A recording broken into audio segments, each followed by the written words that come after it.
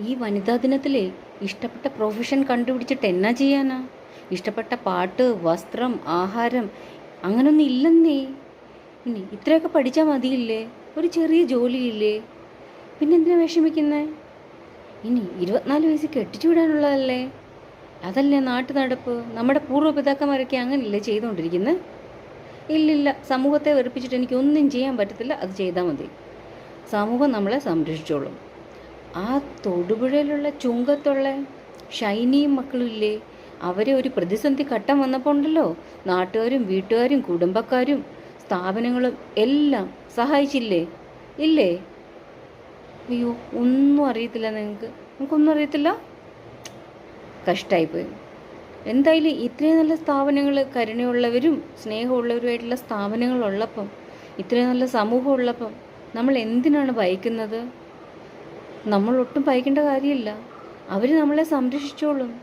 അതായത് ഈ ഷൈനിയെ മക്കളെ സംരക്ഷിച്ചില്ലേ, അതുപോലെ തന്നെ നമ്മളെ സംരക്ഷിച്ചോളും.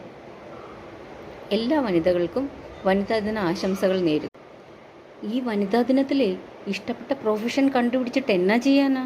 ഇഷ്ടപ്പെട്ട പാട്ട്, വസ്ത്രം, ആഹാരം അങ്ങനൊന്നും ഇല്ലെന്നേ.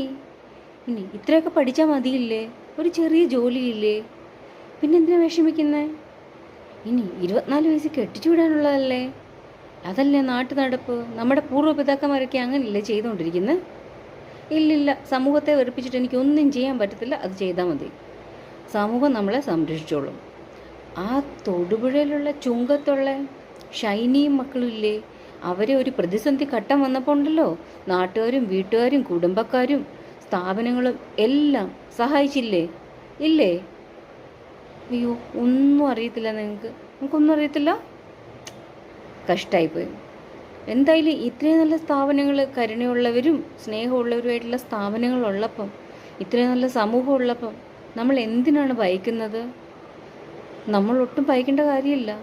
അവർ നമ്മളെ സംരക്ഷിച്ചോളും. അതായത് ഈ ഷൈനിയെ മക്കളെ സംരക്ഷിച്ചില്ലേ, അതുപോലെ തന്നെ നമ്മളെ സംരക്ഷിച്ചോളും. എല്ലാ വനിതകൾക്കും വനിതാ ദിന ആശംസകൾ നേരുന്നു.